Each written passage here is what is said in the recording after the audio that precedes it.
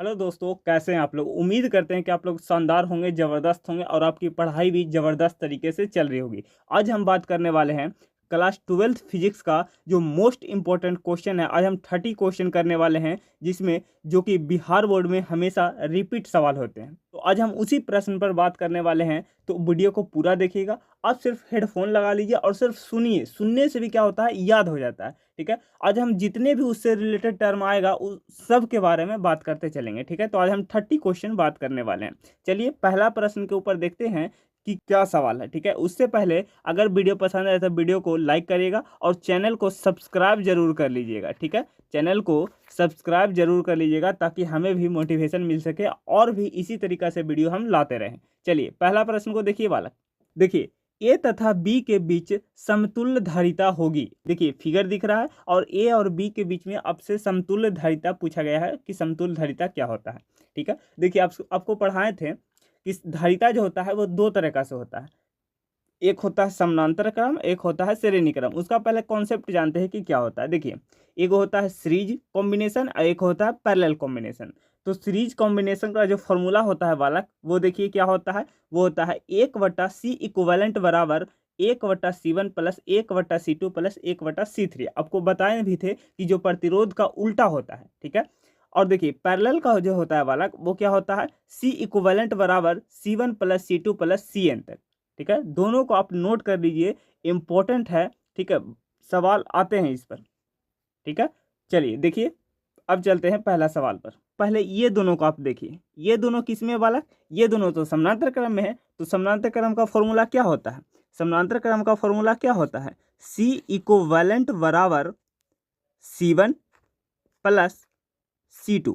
C equivalent बराबर कितना आ जाएगा, 3 और 2 5 माइक्रोफैराड, 3 और 2 5 माइक्रोफैराड। ठीक है, अब इसको हटा करके एक 5 माइक्रोफैराड का डायरेक्ट आप क्या जोड़ सकते हो, संधारित्र जोड़ सकते हो। ठीक है, तो इसको हटा दीजिए। अब किस में आ गया, ये दोनों किस में आ गया, ये दोनों आ गया श्रेणी क्रम में। और श्रेणी क्रम का फॉर्मूला क्या होता है, 1/C इक्विवेलेंट बराबर 1/C1 प्लस 1/C2। अभी अभी हमने देखा है। ठीक है, इस पर रखिएगा तो देखिए 1 कितना है 5 माइक्रोफैराड प्लस 1/4 माइक्रोफैराड। ठीक है, ये कितना है 4 है। अब देखिए एलसीएम लीजिएगा तो कितना आ जाएगा 20, ऊपर कितना आ जाएगा 9। अब देखिए ये तो आ गया 1/C तुल्य। ठीक है, हमें चाहिए C इक्विवेलेंट। तो C इक्विवेलेंट बराबर कितना हो जाएगा, नीचे वाला को ऊपर कर दीजिए, ऊपर वाला को नीचे कर दीजिए, तो ये हो जाएगा 20/9 माइक्रोफैराड। ये हमारा हो गया फाइनल आंसर, जो कि हमारा कौन सा ऑप्शन करेक्ट है, ऑप्शन नंबर ए हमारा राइट आंसर हो जाए। क्लियर है सवाल। ठीक है, हमने पूरा बेसिक से जा कर के बताया है जो कि आपको आना चाहिए। ठीक है, और हम पढ़ाए हैं। ठीक है, आपको पूरा प्लेलिस्ट का लिंक आपको दे दिया जाएगा डिस्क्रिप्शन बॉक्स में, वहाँ से जाकर आप देखिएगा। एक एक वीडियो को आपको डिटेल में पढ़ाया गया है, हम खुद पढ़ाए हैं। ठीक है, तो वहाँ से जाके आप देखिएगा। चलिए पहला सवाल हो गया, अब दूसरे सवाल पर चलते हैं।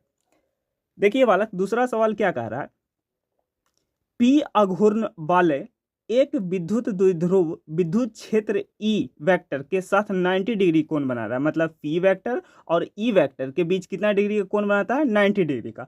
तब इस पर लगा बल आघूर्ण क्या होगा। जो बल आघूर्ण होता है बालक, वो क्या होता है, बल आघूर्ण होता है स्टाइलिस टी। ठीक है, ये होता है पीई साइन थीटा। ये क्या होता है, P E sine theta, P E sine theta. अब थीटा कितना कह दिया, 90 डिग्री। तो जैसे ही थीटा की जगह पर 90 डिग्री रखेगो, ये कितना हो जाएगा, ये हो जाएगा 1 के बराबर। ठीक है, तो ये टी मैक्स कितना आ जाएगा, टी मैक्स कितना आ जाएगा, मतलब जो टी मैक्सिमम होगा वो 90 डिग्री पर होगा। ठीक है, तो ये कितना आ जाएगा, पी इंटू ई, पी इंटू ई, ये हो जाएगा हमारा मैक्सिमम। ठीक है, तो ऑप्शन नंबर कौन सा करेक्ट हो जाएगा, ऑप्शन नंबर सी हमारा राइट आंसर हो जाएगा, ऑप्शन नंबर सी। क्लियर है सवाल। चलिए आगे बढ़ते हैं। अगला सवाल देखिए बालक, अगला सवाल है कूलॉम बल से। ठीक है, कूलॉम का नियम पढ़े होंगे, नहीं पढ़े होंगे तो उसका लिंक आपको डिस्क्रिप्शन बॉक्स में दे दिया जाएगा। अब वहाँ से आप आराम से धीमे धीमे कवर कर लीजिएगा। ठीक है, अब देखिए कूलॉम बल क्या है। देखो कूलॉम जो बल है वो केंद्र के बीच जो लगने वाला बल है, जैसे नाभिक हो गया। ठीक है, ये हो गया नाभिक, न्यूक्लियर, इसके बगल में कौन सा घूमते रहता है, इलेक्ट्रॉन। तो इसके बीच में जो लगने वाला बल है वो कौन सा बल है, एक तो विद्युत बल और एक कूलॉम बल भी लगता है। ठीक है, तो ये हो जाएगा विद्युत बल और कूलाम बल दोनों। तो ऑप्शन नंबर कौन सा करेक्ट हो जाएगा? ऑप्शन नंबर सी हमारा राइट आंसर हो जाएगा। ठीक है, अब देखिए थोड़ा सा बात करते हैं हम लोग किसके ऊपर? कूलाम बल के बारे में। ये समझ में आ गया? ठीक है, देखिए देखिए बालक, जो कूलाम बल होता है उसका फॉर्मूला होता है, ठीक है, एफ बराबर के Q1 Q2 बटा आर स्क्वायर। और इस के का जो मान होता है बालक, इस के का जो मान होता है बालक, वो क्या होता है? इस के का मान होता है 1/4 पाई एप्सिलॉन नॉट। ठीक है, और इसका जो गणितीय मान होता है बालक के का, वो होता है 9 × 10⁹ न्यूटन मीटर स्क्वायर पर कूलाम्ब स्क्वायर। ठीक है, न्यूटन मीटर स्क्वायर पर कूलाम्ब स्क्वायर। और इसको देखिए, ये होता है एप्सिलॉन नॉट। ये क्या होता है?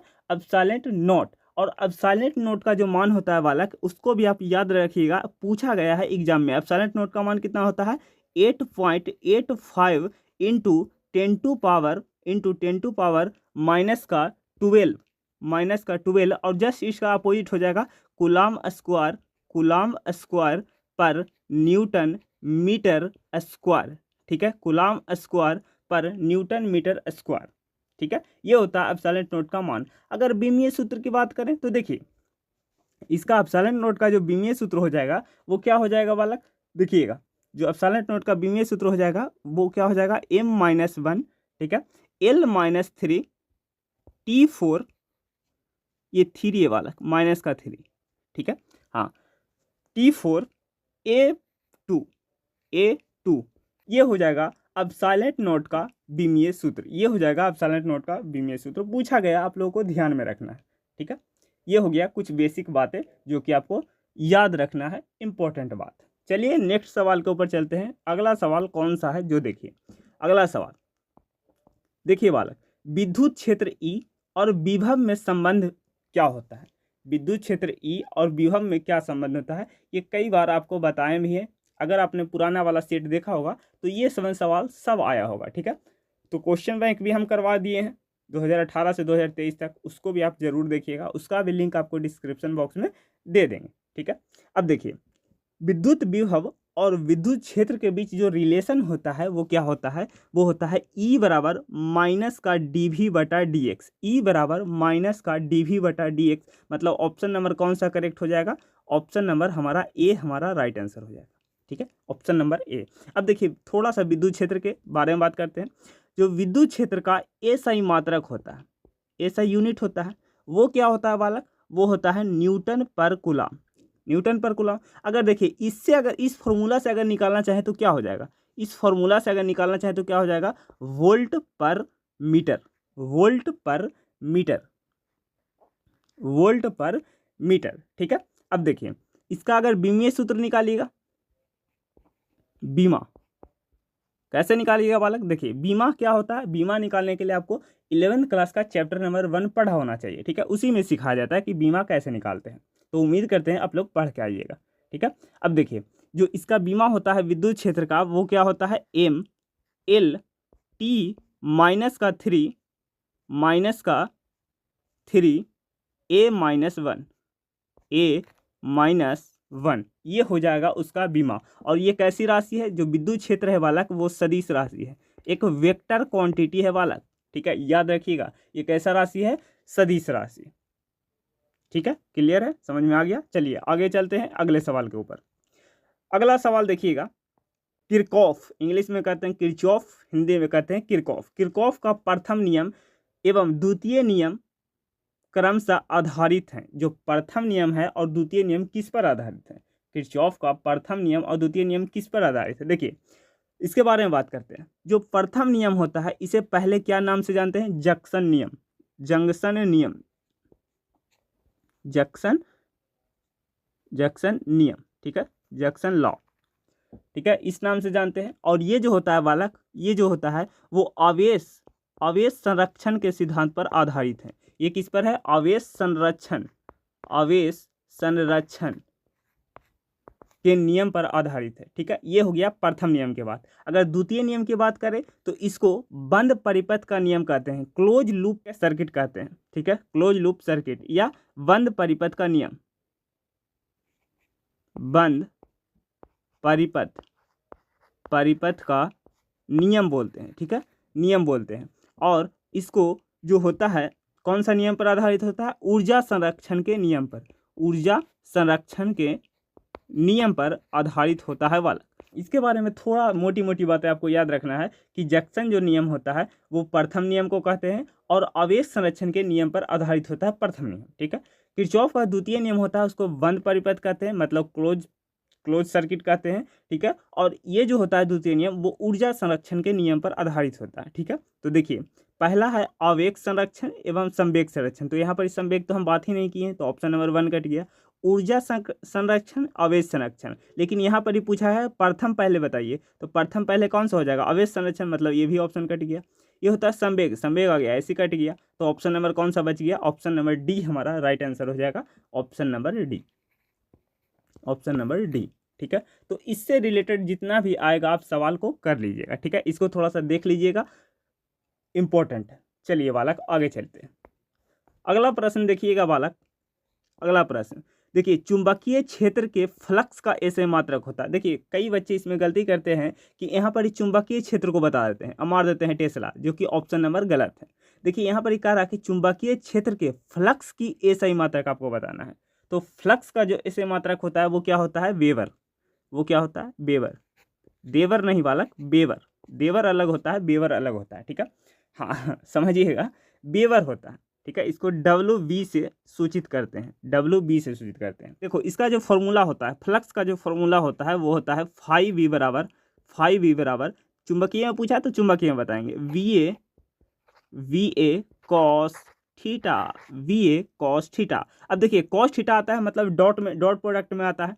ठीक है, आप ऐसे रखिए, याद रखिएगा कि अगर डॉट प्रोडक्ट आया मतलब कॉस आएगा, क्रॉस प्रोडक्ट आया मतलब साइन आएगा। ठीक है, वेक्टर में हमने कंप्लीट वेक्टर पढ़ाया है आपको। ठीक है, अगर आपने उसको देख करके आया होगा ना, अगर आपने 11th क्लास अच्छी से पढ़े होगे तो ये सब आपको समझ में आएगा, वेक्टर क्वांटिटी। ठीक है, तो देखिए ये क्या आता है? V वेक्टर डॉट डॉट, यहाँ पर डॉट आएगा, और A वेक्टर, ये हो जाएगा बालक, ये हो जाएगा 5V बराबर, ये होता है उसका सूत्र। तो जहाँ पर या तो डॉट आएगा वहाँ आएगा कॉस थीटा। ठीक है, और जहाँ पर एक क्रॉस आएगा वहाँ पर आएगा साइन थीटा। ठीक है, ऊपर वाला को कहते हैं डॉट प्रोडक्ट, नीचे वाला को कहते हैं क्रॉस प्रोडक्ट। बस डॉट प्रोडक्ट में कॉस आता है, क्रॉस प्रोडक्ट में साइन आता है, बस बात क्लियर है। चलिए आगे बढ़ते हैं, आसान था, याद रखिए। नेक्स्ट सवाल ये देखिए, इंपॉर्टेंट है भाई साहब। देखिए समरूप वेग से चलयमान आवेश उत्पन्न करता है। अगर कोई आवेश है, अगर कोई आवेश है, ठीक है, और ये नियत वेग से चल रहा है, वेग कैसा वाला? नियत है, कांस्टेंट है। ठीक है, समरूप वेग मतलब नियत वेग से चल रहा है। ठीक है, और यदि कोई आवेश नियत वेग से चलता है, ठीक है, तो उसका जो होता है वो विद्युत क्षेत्र भी उत्पन्न करता है।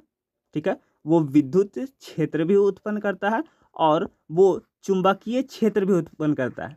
ठीक है, विद्युत क्षेत्र भी उत्पन्न करता है और चुंबकीय क्षेत्र भी उत्पन्न करता है। और यदि कोई आवेश मतलब विरामावस्था में हो, मतलब जीरो हो, उसका वेग ही जीरो हो, तो वो क्या उत्पन्न करता है? केवल और केवल विद्युत क्षेत्र उत्पन्न करता है वाला। याद रखिएगा, ये पूछा जाता है। ठीक है, कि यदि कोई आवेश है उसका वेग जीरो है, ठीक है, तो वो क्या उत्पन्न करता है? केवल और केवल ओनली इलेक्ट्रिक फील्ड उत्पन्न करता है। ठीक है, और यदि ये तो हो गया नियत वेग से, और अगर नियत वेग से ना हो, मतलब वेग क्या हो? नियत नहीं हो, कांस्टेंट नहीं हो, फिक्स नहीं हो, तो वो क्या उत्पन्न करता है? एक तो विद्युत क्षेत्र उत्पन्न करता है और एक चुंबकीय क्षेत्र उत्पन्न करता है और कुछ एनर्जी प्रोड्यूस करता है। ठीक है, कुछ क्या करता है? एनर्जी प्रोड्यूस करता है, कुछ एनर्जी उत्पन्न करता है। ठीक है, कुछ एनर्जी उत्पन्न करता है।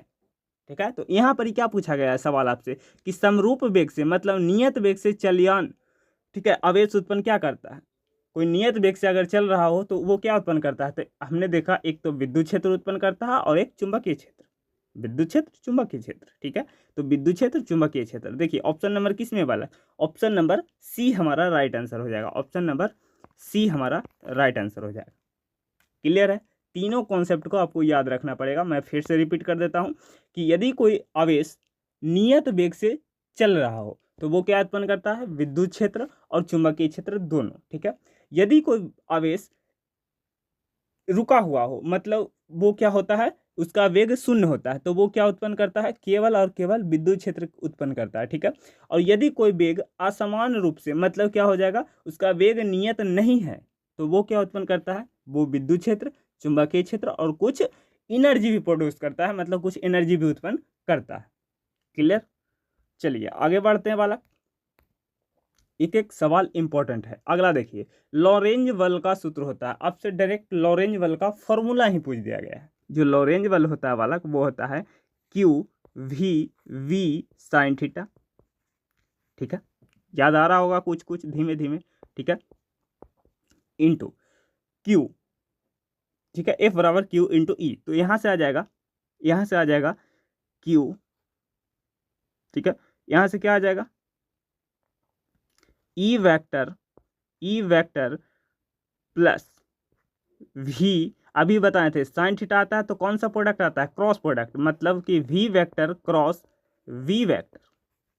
ठीक है, ये हो गया हमारा, ये हो गया हमारा लॉरेंज बल का फॉर्मूला, ये हो गया हमारा लॉरेंज बल का फॉर्मूला, ये हो गया हमारा लॉरेंज बल का फॉर्मूला। ठीक है, अब देखिए लॉरेंज बल का थोड़ा सा बेसिक बात कर लेते हैं। अब आ गया है तो थोड़ा सा बेसिक बात कर लेते हैं। ये तो हो गया इसका फॉर्मूला, तो ऑप्शन नंबर कौन सा राइट आंसर हो जाएगा? ऑप्शन नंबर बी हमारा राइट आंसर हो जाएगा वाला, बी हमारा राइट आंसर हो जाएगा।